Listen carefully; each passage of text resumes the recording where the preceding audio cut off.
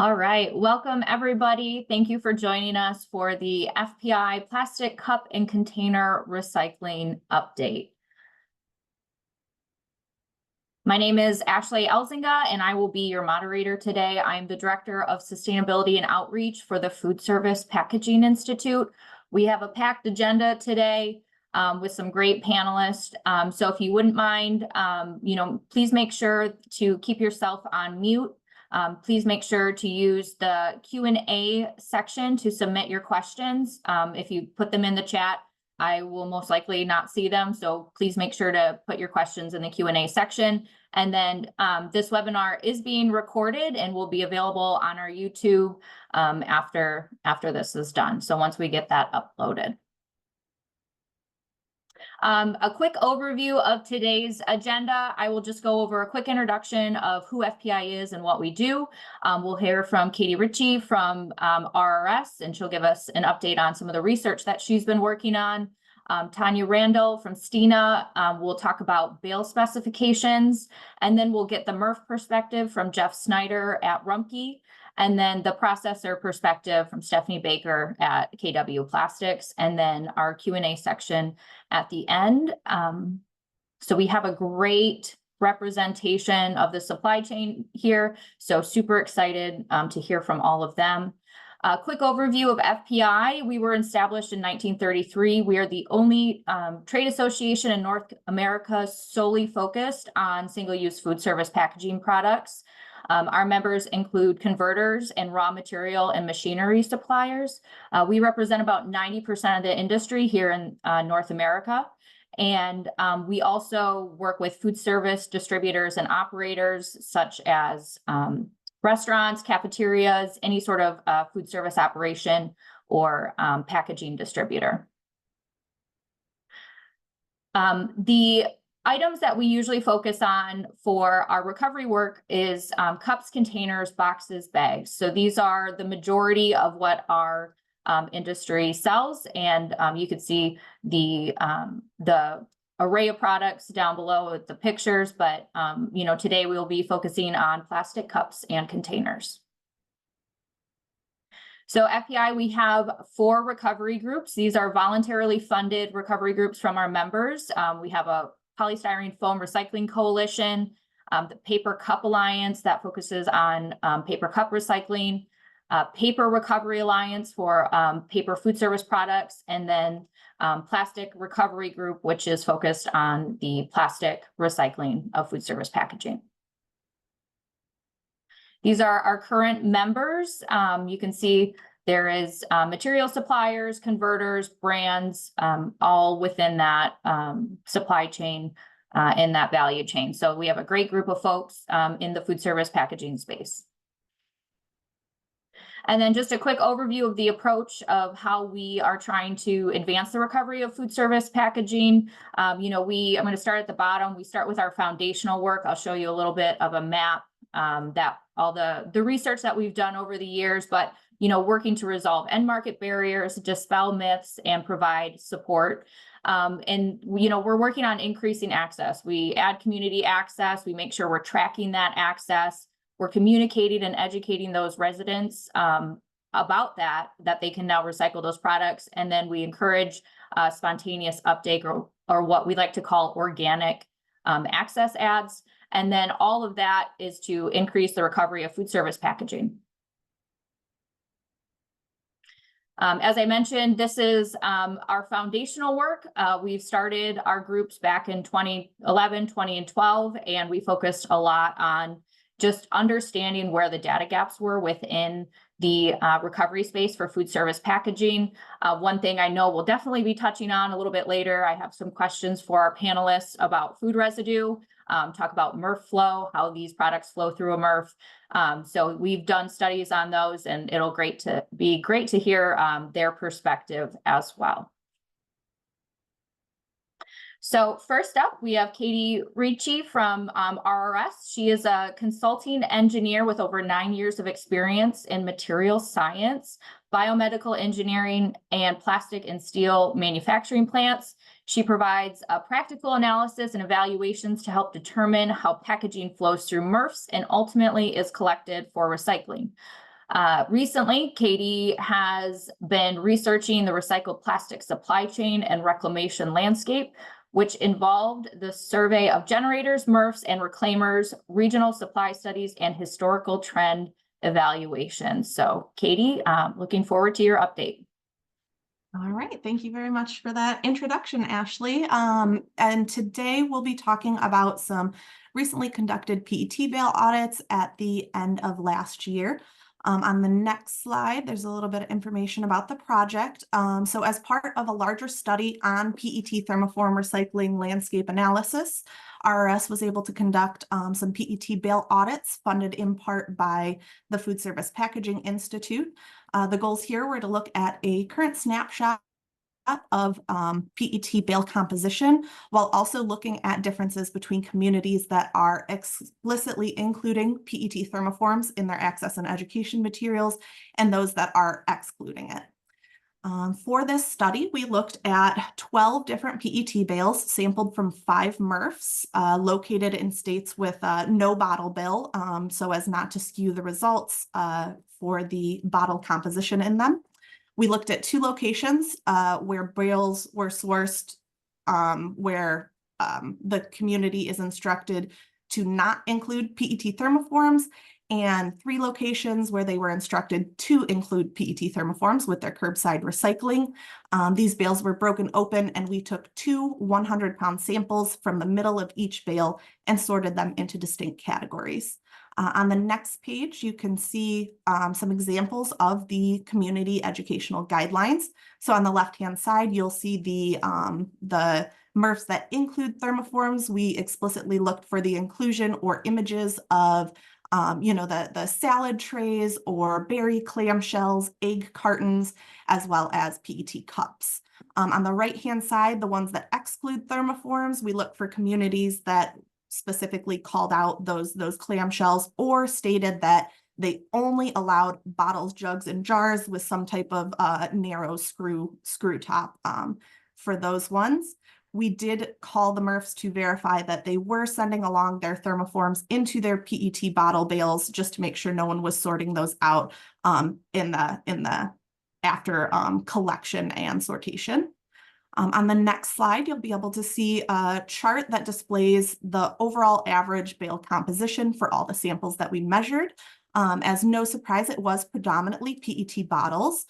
This sample took place in, it was mostly in the Midwest and the eastern portion of the United States. In the September to December timeframe was when these were baled. So this amount could go up and down depending on seasonality, but from the snapshot we took, we had mostly clear PET bottle bales, clear PET bottles in the bales. The next largest category was the clear PET produce thermoforms, and that is the salad containers, berry trays, deli containers that we discussed.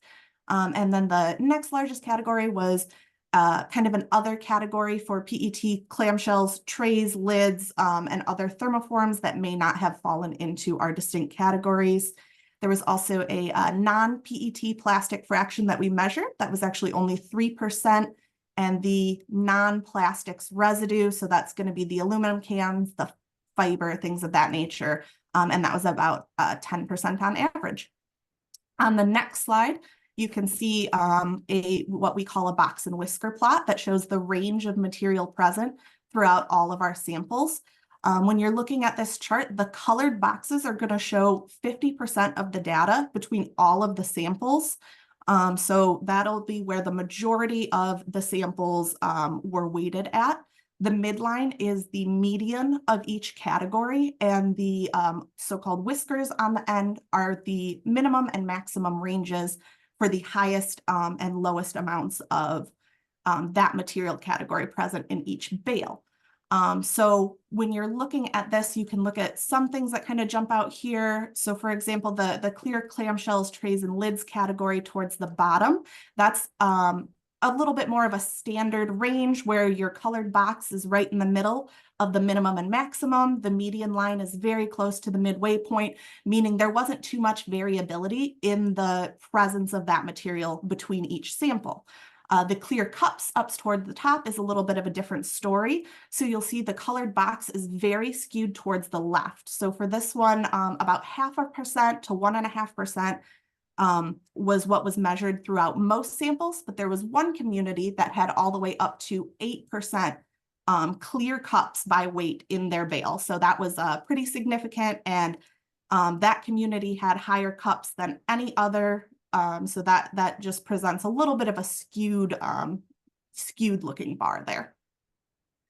And on the next slide, we have a little bit more detail on the actual variance between between the bales from the communities that do accept thermoforms, which is the middle column, versus the ones that do not accept thermoforms, which is the far right column. You can see that on average, the difference between these communities is actually only about 2.1%. And the main difference there is actually going to be the cups. The produce thermoforms, cartons, and clamshells all had pretty similar results, but the cups were actually very different, having 3% from the areas that accept thermoforms, which was a little bit interesting because most of the community guidelines were actually centered around clamshells and trays, with cups a little bit of an afterthought. So that much stronger presence of PET cups was very interesting. And another interesting fact you can find on the next slide is a detail of the residue findings. So you'll see that between the two groups of communities, the total residue was 12.3% either way. But for areas not accepting thermoforms, they had a little bit higher non-PET plastic fraction. This was predominantly polypropylene and HDPE. We saw some amounts of polystyrene, but it was fairly low, and some plastic bags as well, but predominantly polypropylene and HDPE, and that was about 2 percentage points higher in communities not accepting thermoforms. Now, I'm not saying this is a direct correlation towards that acceptance criteria, but just more of an interesting finding to point out there in the residue stream. And on the next page, we have our summary of findings. So as noted, there was a slight difference in the presence of thermoforms depending on community guidelines and acceptance. But again, that was only about 2.1%, and that was entirely in the clear PET cup category. The colored PET cups were negligible. There's not very many of those out there being collected at this time, but that was the main difference there. There was also a larger variance between the individual communities, so from one community to the next, than between the average of communities with the differing guidelines. So the total range of thermoform presence was about 10 to 22%, and that did range from have a high range of variability between those individual communities. And as noted previously, the overall residue was the same, with the non-PET plastics being a bit higher in bales from communities that are not accepting PET thermoforms.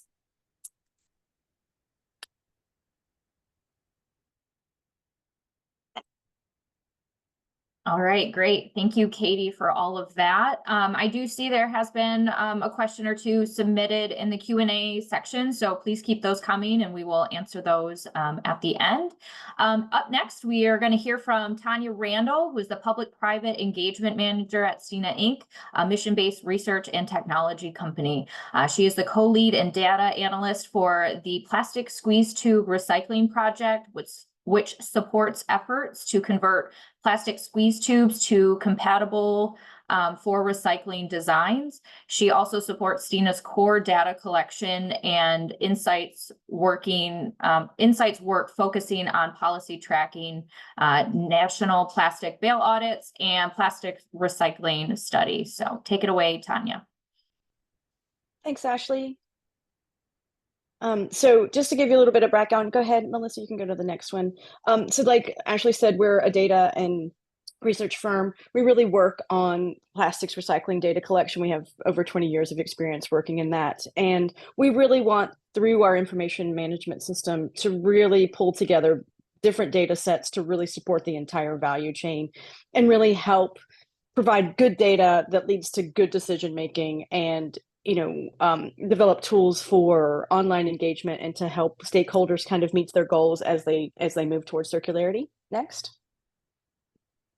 And one of the key pieces, around our work is that we believe everyone, from consumers through all sorts of companies in the value chain, have a part to play in both supporting supply by recycling what's recyclable and demand by buying and using recycled content, or buying products with recycled content. And so, not to spend too much time on this chart, because I think we could do a whole webinar just on this, but next, I really want to focus on, how design guidance drives, support and details on, engagement and inclusion in bale specifications. Go ahead, Melissa.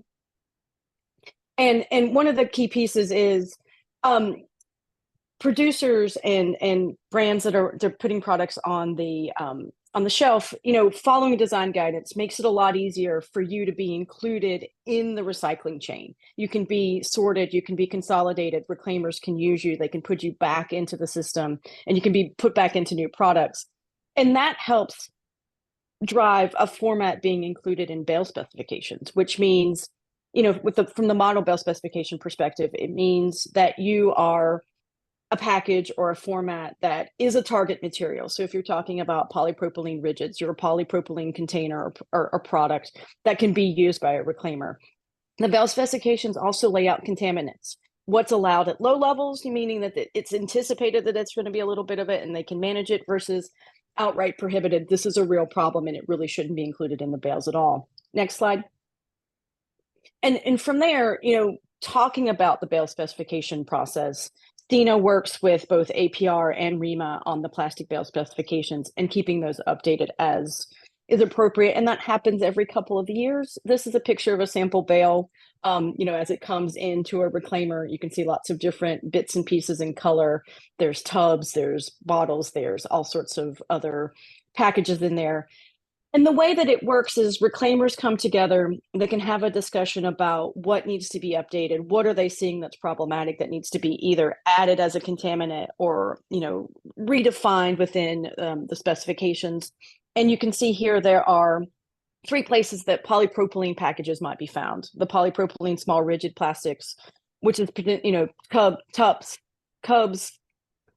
cups, lids, those sorts of packaging.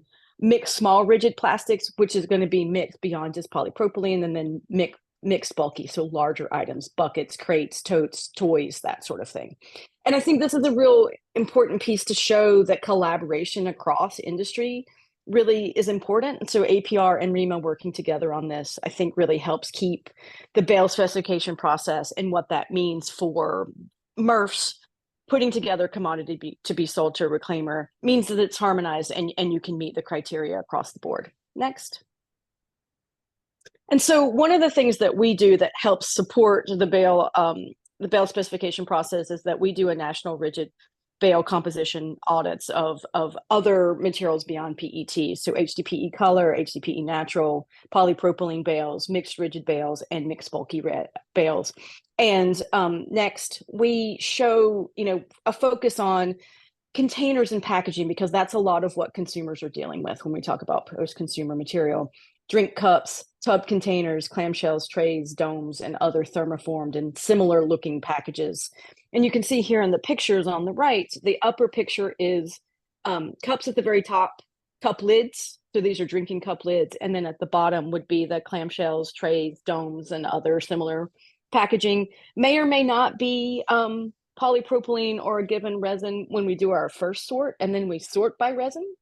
So we can understand how many of those cups were actually polypropylene, how many of them were polystyrene, how many of them were PET, same with the lids and same with the clamshells and trays and domes. And we're also looking at non-packaging as well. And then we'll look at bulky containers, big buckets, big other rigid containers like totes and things that the consumer may hold, Christmas decorations in or whatever. And then we will look at anything that doesn't fit, aluminum cans and the fiber, very similar to the PET sort. Next. And from that, this is, kind of the breakdown of how that actually works. In 2022, we sorted 44 different bales from across those different commodities into 100 categories. And then Next, we're also working right now on an update through 2024 with a continued focus on polypropylene. And what our analysis includes is how we understand the proportion of bottles, cups, containers, and other packaging seen in those. Next, and then we're also, able to put together details and data, that provides summaries and appendices on what's actually being seen. And you can see from this pie chart that for polypropylene bale, for example, the vast majority, as is expected, is polypropylene, but we also do see PET and HDPE, kind of the inverse of the PET bale. But we are seeing other resins. There are other resins beyond those three as well, but it's a very small fraction. And then the other remaining is anything that's not a plastic that doesn't fit into any of the other categories that we sort to. Next. And then that wraps us up into, overarching plastic recycling data. So all of these pieces are really connected, where we're able to show what's actually being collected for recycling in the United States. So we survey reclaimers and exporters and those that are actually purchasing post-consumer material, including that from consumers through curbside or drop-off programs, as well as post-commercial material that's met its intended use, but it would be, out of a commercial, so back of house or from warehouse material, but it's done what it needed to do. And we really want to show, over time, how much is sourced? What is it? Is it a bottle? Is it a non-bottle rigid? Is it a film? Is it some other type of plastic? How much is collected overall for recycling from the United States? And then using the bale audit data, we can fine tune the breakout of resin type and product category, because we're able to kind of slot in the percentages that we're seeing from the bales to really be able to amplify that and extrapolate at a broader level. Next. So you can use this QR code, and Melissa's also put in the chat, to be able to access the dashboard to actually find the 2022 data, which is the latest data available. Next. And so in wrapping up, we don't have a lot of time to cover all of the specific pieces. So please reach out. Here's my contact information. You can also use this QR code to engage with us. If you really are interested in some of the data sets or insights, as well as the tools that really help support the recycling value chain, because to us, as a mission-based company, we really want to focus on telling the story and helping those that are really trying to get to circularity achieve those goals, as well as you feel like you're really closing the loop and being a part of the success of recycling in particular. Reach out, because we'd like to tell your story as well. But I think the final piece is really understanding and reiterating, we all have a role to play. Design guidance is critical at the producer level. Being able to sort and consolidate at the MRF level and at the program level, and understanding where your end markets are and what they're able to take through the bale specifications, I think is a really critical piece in tying all of these together. So thank you for the time, and let me know if you have any questions. Thanks.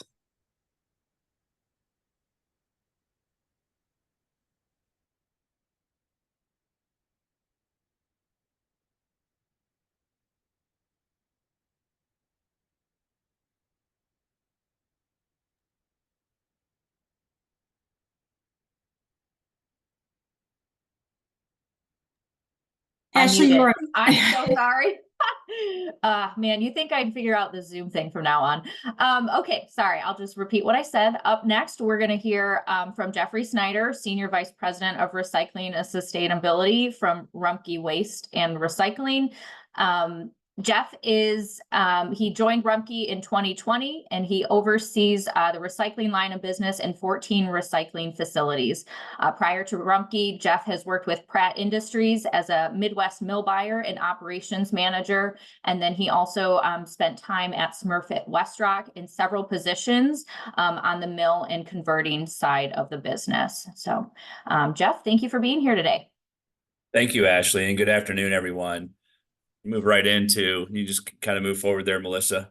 Move right into kind of the down and dirty on the MRF level, and really what we're seeing on the ground level. And I'll talk a little bit about innovation and some of the things that you can expect in the future of material recovery facilities and how we do that. I always like to start off by about what makes something recyclable, and I really try to live by this. And I think this is this can also be not just a Rumpke, but this is kind of a national thing about what makes something recyclable. We can talk all day about what goes in the recycling bin and the new commodities and all this stuff, but listen, if we can't move it through our material recovery facilities safely and get it where it's supposed to go, then it doesn't matter what we put in the recycling bin, right? It has to be able to move through our material recovery facilities. And each material recovery facility around the country, whether it's a Rumpke or whether it's a WM, Republic, whoever it happens to be, each has a little bit different MRF and a little bit different equipment, a little bit different concept. So being able to move the material through the MRF is critically important. And then number two, do we have multiple reliable end users that we can take the baled material, the recyclables, into the marketplace to made back into something new. So, that's, as I talk about recycling and as I talk about what's recyclable and what we can do, I really focus on those two key points. And if I can answer yes to both of those questions, then we say, let's do it, right? Let's put it in the recycling bin. So go ahead, next slide. What happens to all the recycling? I think this is critically important, and I can talk about this on kind of a national level too. We're very fortunate in the Midwest, and when I say that in Midwest, it's kind of Kentucky, Ohio, Indiana area, that we have multiple end users that are within 250-mile radius of our material recovery facility. So we operate one in Cincinnati, which I believe is now the fourth largest in the country, and we operate a brand new one that I'll talk about here in Columbus, Ohio. As well. So we're very fortunate. So end users. So everybody talks about recyclability. It's different across the country. I mean, the Northeast may be completely different than the Southwest because of the end markets that they can sell their materials back into. So that's why it's difficult for us to say, hey, let's put all your cups, tubs, bottles, and jugs in the recycling bin. We can't say that nationally because of end markets and how things move throughout the to be back and renewed into something new. So we're very fortunate in the Midwest. We have some very nice end markets. You can see 80% of our material stays in the state of Ohio. So we're very fortunate to have that in our region. Next slide. Let's talk about cups. Cups, I introduced cups in the recycling bin 2 years ago here at Rumpke. And there's a couple of reasons that we kind of made that happen. First of all, plastic cups, as most of everybody knows, are 1s and 5s. There are some 2s out there. You think about souvenir cups and those type of things, but those all fall into the categories that our end users can use. So, the PET cups, I'll talk about PET here in a minute, but, the polypropylene cups, which is most of your fast food cups nowadays, and even the souvenir cups on the HDPE side work very well. And then, so my big holdup was paper cups, because for years and years, paper cups were never allowed in the recycling bin. Heck, if you go back 8 years ago, we were talking about pizza boxes, right? We're no longer talking about pizza boxes. So I think the mentality behind different paper substrates going in the recycling bin is extremely critical to understand, because the newspapers are gone, the kids' school papers are gone, our mixed paper is getting lower and lower. We're seeing more and more corrugated, obviously, because of e-commerce and all of that, but the mixed paper is getting lower and lower. So I think paper mills across the country are starting to be concerned about where their raw material is going to come from. So they're really starting to look outside of their original or the papers that they've always looked at over the years. So paper cups have kind of come to that forefront. And if you look here, there's a graph that shows all the paper mills across the country that accept paper cups in the mixed paper pack. We incorporated this 2 years ago. Some of the technology in paper mills is the dwell time inside pulpers is getting longer and longer. So they're able to liberate that poly on the inside of the cup from the fiber. So again, this is just a great example of, now we can say all cups, right? So we say plastic cups, aluminum cups, and paper cups are now in the recycling bin. The other thing we do at Rumpke is we don't talk about, HDPE, polypropylene, or PET. Most people don't know what that means. So we really try to describe recyclables as a shape or a description, and that seems to work very, very well. Next slide. Everybody's seen this. Obviously, it's plastics 1 through 7. I always talk about the expansion of plastic recycling just a little bit. Thermoforms was talked about earlier, and we are going public as of November 1st, so we're 30 days away. here in Ohio that thermoforms will be acceptable in the recycling bin. So we're really excited about being able to do that. And I'll talk about the reasons why. I think about other types of plastics that are kind of starting to move into the world. I think about tubes, specifically toothpaste tubes, high density polyethylene.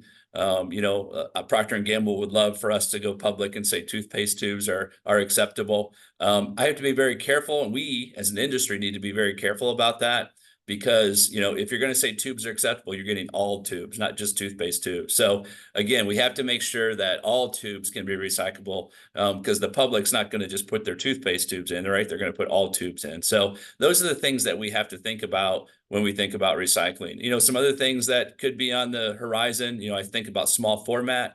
Our industry continues to work on small format plastics, rigid plastics. I'll talk a little bit about what our plant's doing here to be able to recover small format. But small format, and I always talk about anything smaller than a Post-it note, a 2x2, typically doesn't get recovered in a material recovery facility. But again, that's changing. Next slide. So here it is. Starting November 1st here in Ohio, within our MRF shed, we are going to accept clamshells, thermoforms. We're very excited about that, and I'll kind of talk about how we're able to do that. Next slide. So again, I like to talk about shapes, and this is our acceptables list, and this is kind of what we put out to the public. It's very important that we use descriptions, and we use pictures. You can see we've added the clamshells there. We've got the clear bottles. We've got the green bottles. We got the cups. And that helps the public really understand what's supposed to go in the recycling bin and what isn't. Next slide. We just built this incredible material recovery facility in Columbus, Ohio. It opened on June 3rd of this year. It's a 226,000 square foot facility. We are the largest footprint of a material recovery facility in North America. The facility can run upwards of 250,000 tons a year through it at 70 tons an hour. And some of the things that we put into this facility are pretty incredible. Here's a picture of what we call a ballistic separator. So one of the things that I incorporated in this new MRF is that we're not using screens to segregate two-dimensional paper from containers. We're using ballistics and we're using opticals. So I don't have any rotating shafts in this screen. We use this elliptical machine to be able to send paper over the top and containers off the back to do that two-dimensional, three-dimensional separation.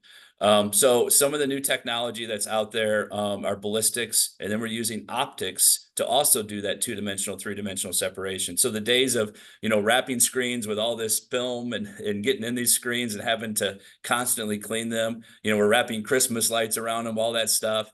Those days are kind of over. So we're really excited about the innovation that we put into our new facility. Next slide. One of the things that we did is we incorporated 19 optics in the facility. So obviously optical scanners use NIR, near infrared, to be able to identify the substrate and then throw a burst of air to blow that material off the belt or to segregate it. And when you put artificial intelligence in front of an optic, then you make that optic even more powerful. So not only are we identifying the substrate, but we're also identifying by shape, color, and size the material. So now I can tell the difference between a clear PET thermoform and a clear PET bottle. And because of that, I can segregate them.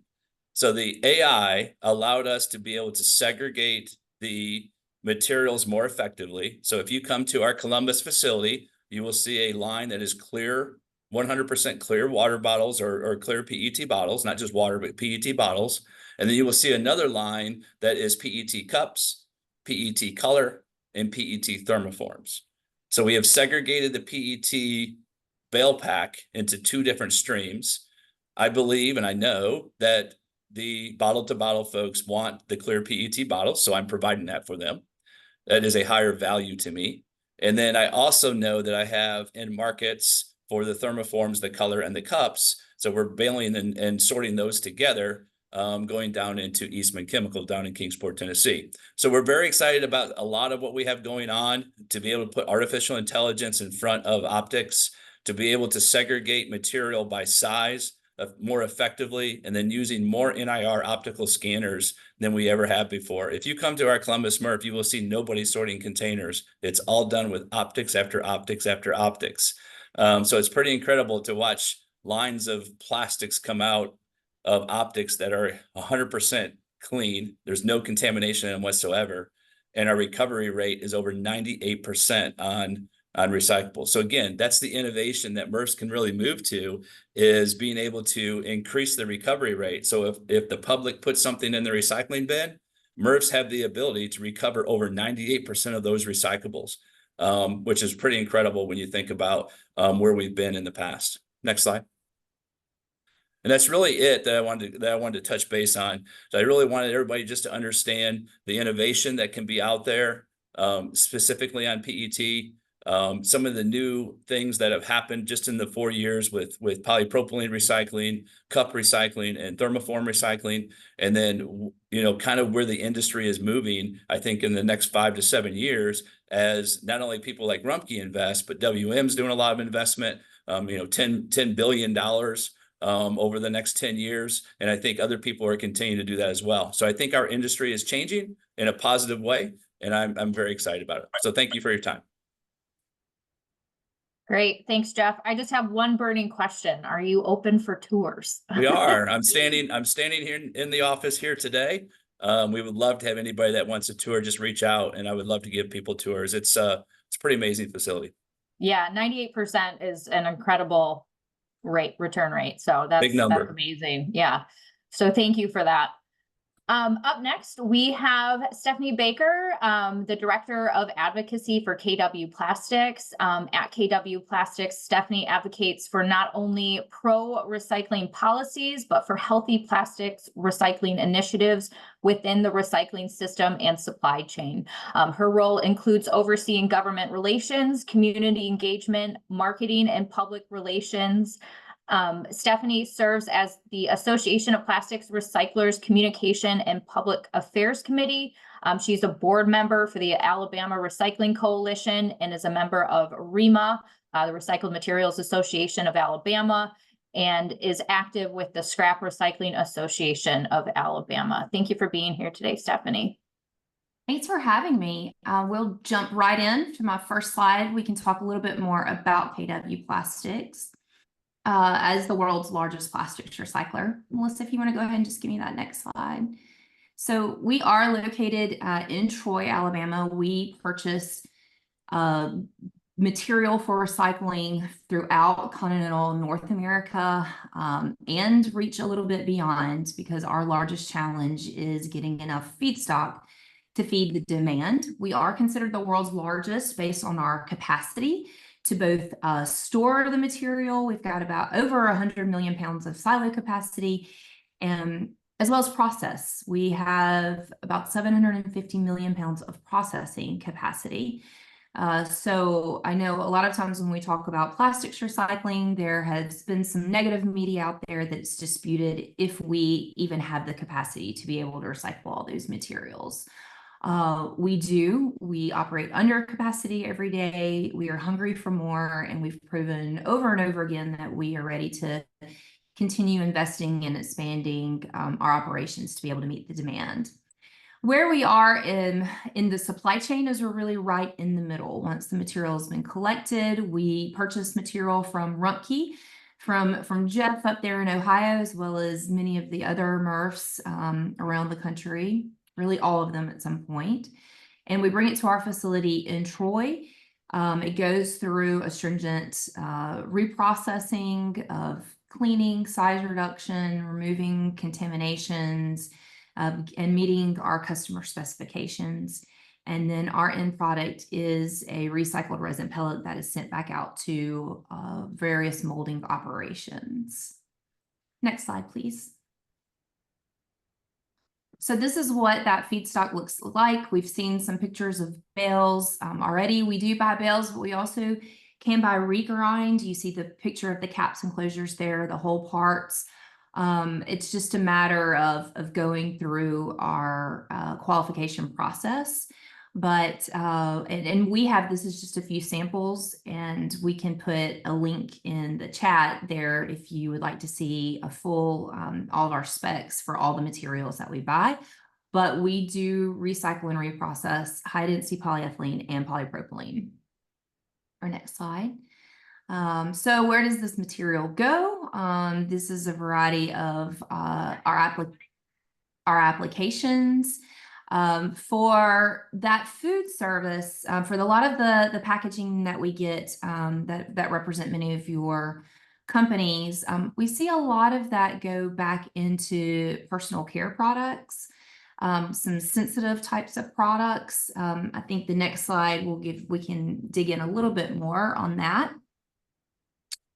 So this just gives you just a highlight of our products. We do also some customization, some custom compounding, but these are what I'd call our core products.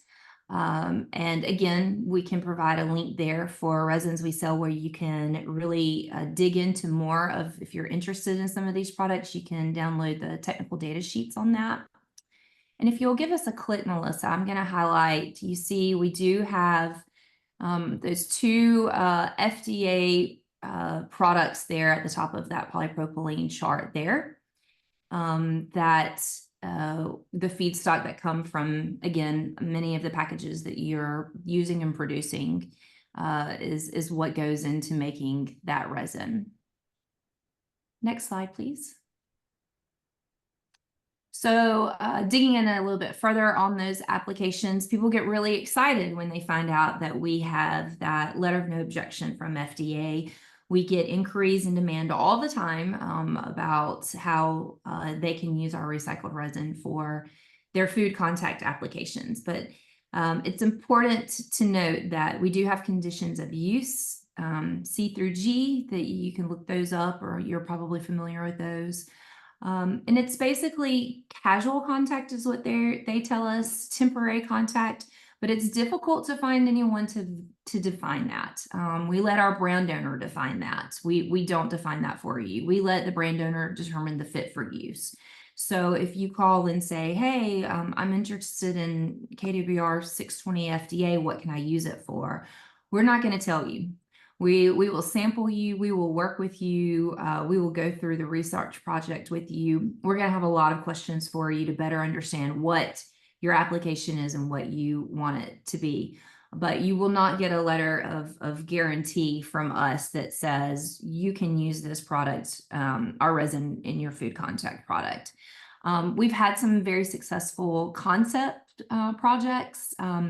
We highly recommend that if you are interested in using our resin for a sensitive type of application, a casual contact application, that would include a multi-layer or barrier layer. We have seen this successful in bags. Last year at the Plastics Recycling Conference, we served popcorn from our booth. And so we partnered with one of our customers who we had a clear bag that was using KW resin as a multi-layer.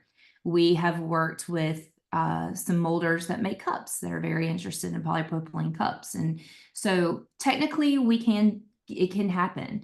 The issue for us, the stopgap always is when it comes to the liability of it. And to be perfectly honest, we have such a high demand for this resin in sensitive but less demanding applications. So you see the picture there. You've got cooler, razor handles, toothbrush handles, the deodorant sticks, caps and closures there. Again, a lot of personal hygiene type of products, lotions, shampoos. The left there you see a toy. Again, that may not have the stringent requirements of having FDA, but they are all very sensitive type of applications that do seem to work very well for our resin.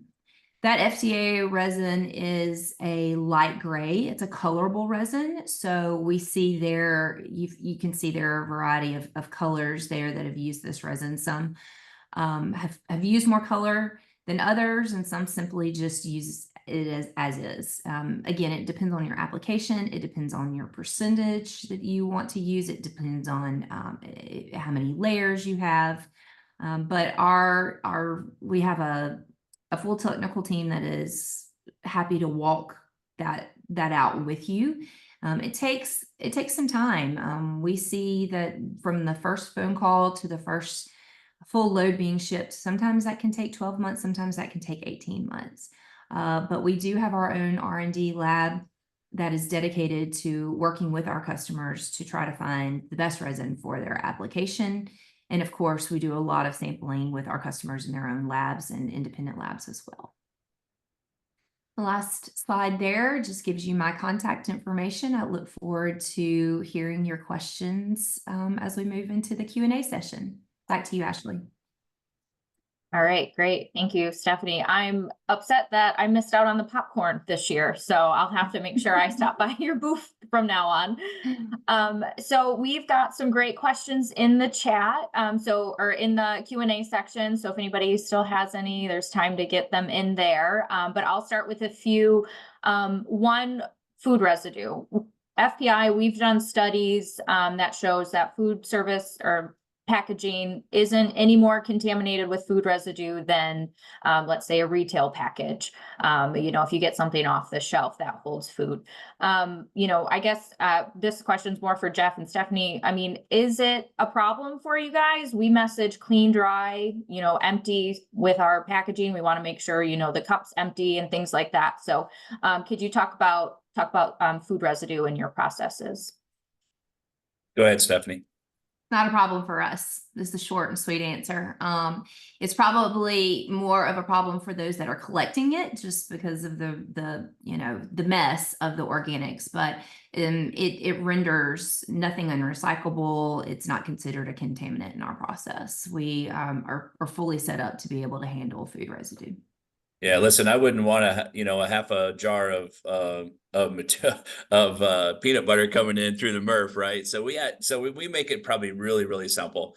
I don't expect people to put it in the dishwasher or even grab a brush and hot water and soap. I just ask folks to rinse out containers, give them a quick rinse, and then put them in the recycling bin. So to Stephanie's point, right? So most of the end users understand there's going to be a little bit of food waste in the container still. It's just the nature of plastics recycling when you think about post-consumer. So again, that's kind of the rule out there, is give it a rinse and put it in the recycling bin. Perfect. Great guidance. So thank you. Also, I want to talk about, the material as well for you, Stephanie, when you get it. There's a lot of adhesives, coatings, labels, also mineral fill polypropylene in the food service packaging space. How does that affect your processes when you're trying to reclaim these resins? It can have a large impact on our process. What sounds like a really great idea from your marketing team and the design team can really render your package unrecyclable and a contaminant at the end of the day. So we highly encourage that the APR, Association of Plastic Recyclers, they have a great resource, a guideline for recyclability. It is, we can provide a link in the chat there, but it's public. Anyone can see that. And they actually can take it a step further, and they work with their members where they can go in and do some training there at your site to really work and hone in on how those elements. And they have, good, better, best type of suggestions. We understand that some applications, they need a particular type of adhesive. They need a particular type of label. So we can't always have best. But there's been a lot of research. There's been a lot of development. There's really been a lot of advances in that arena, I would say, in the last 5 years, where we see more of those suppliers coming to the table to understand how they can better supply, whether it's adhesives, again, labels, sleeves. As far as fillers go, we see, on average, if it has about 5 to 7% of a filler, we're going to lose it in our process.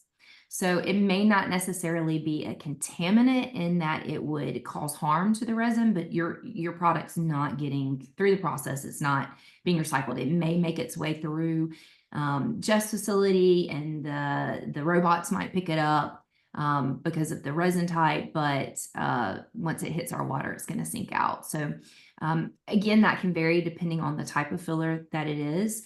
But I think the best resource I can point you to is the APR guidelines for recyclability. Okay, great. Thank you.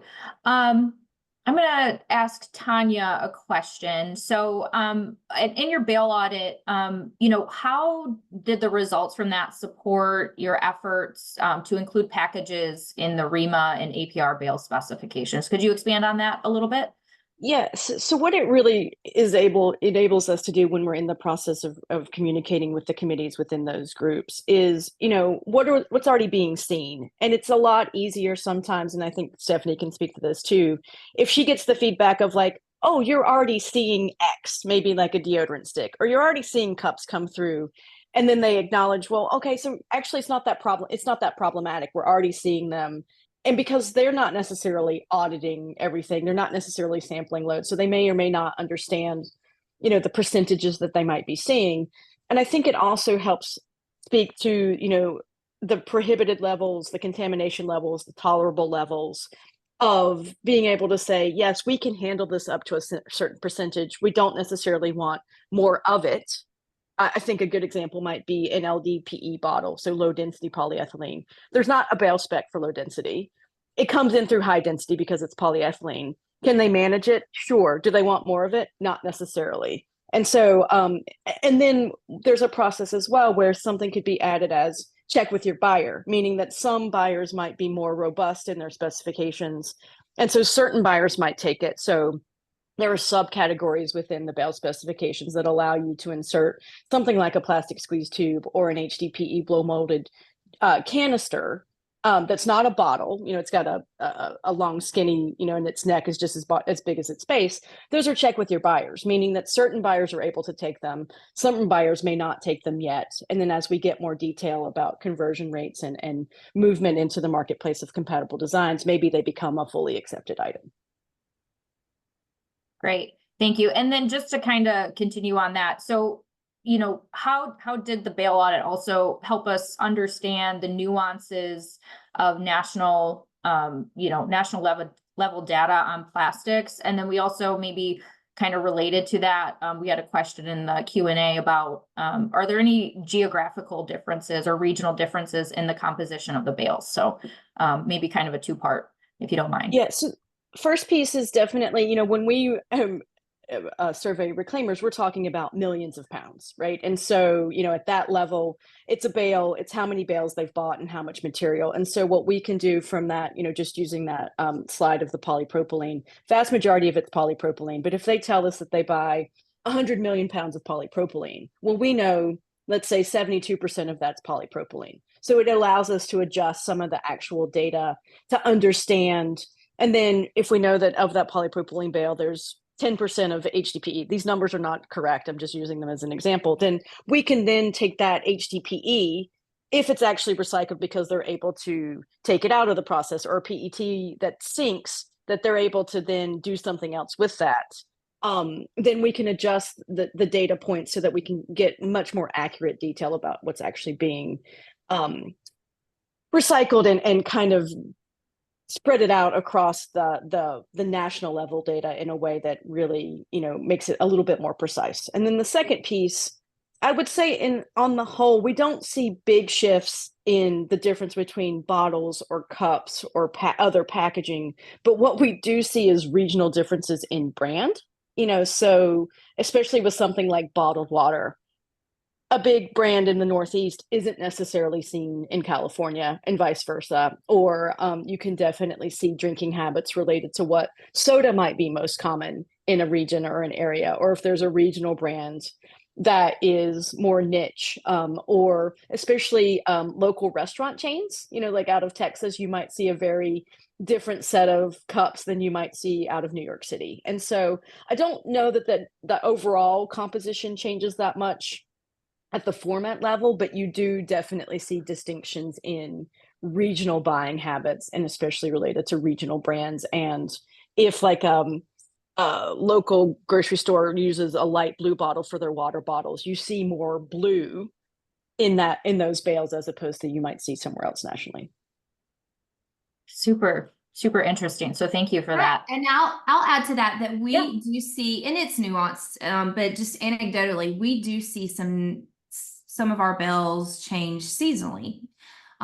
So for instance, even though we don't buy PET, we see our PET contamination go up slightly in the summer because the temperature is warmer, people are away from home traveling. So we do tend to see our PET contamination, particularly water bottles, more of that get through on our bales in the summertime. Several years ago, we had one of our buyers that was visiting a MRF in the Northeast. And he looked over and he saw all of these Tidy Cat buckets that were at that time there was no market, or the MRF didn't believe that there was a market. So they had someone that was pulling those away because that's a polypropylene, what we'd consider a bulky rigid. It's larger than your average bottle or container. And it's being polypropylene. And at that time, and still today, most of the buckets that we see, 5-gallon buckets, that sort of thing, is a high density polyethylene. So they were paying someone to stand and pick all these specific Tidy Cat. And I'm always hesitant to say a brand, but it was all Tidy Cat.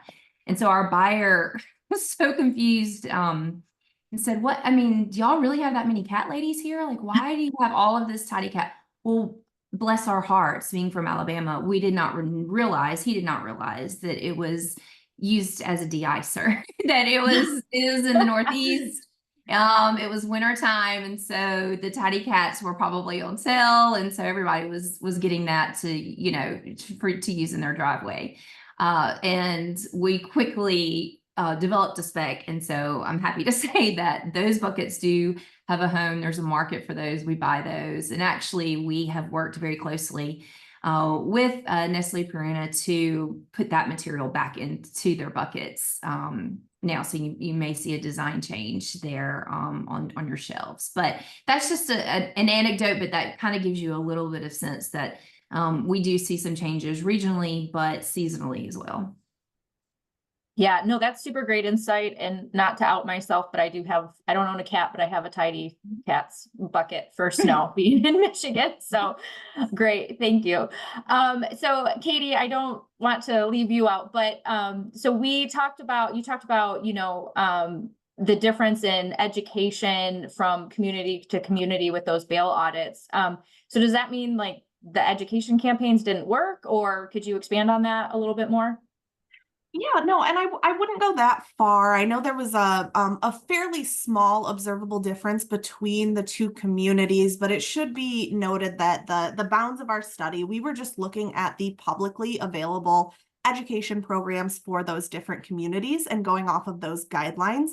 It's hard to say what each individual community is pushing out to the residents in terms of flyers, what the pictures look like on their cans, because we know a lot of people may not even go to their websites for their communication. They might just look at their you know, the lid on the cart and see whatever it says there, and that could have been dated information as well. So again, it's a relatively small sample size, and I think there was an observable difference. So not to say that education campaigns don't work, but maybe the way that the education campaign is communicated to residents could always use a little bit of help. Great. Thank you, Katie. And I want to thank you everybody for joining us today on our webinar. We appreciate all of our panelists as well. Thank you for joining us and talking about all the great work that you're doing. If you all want to find more research results, webinar information, or other resources, please you can reach us at recyclefsp.org. There's a lot of great information on there. Also encourage you to sign up for our newsletter, because our next webinar in this series will be about compostable packaging. So appreciate you all joining us today, and I hope you enjoy the rest of your day. Thank you.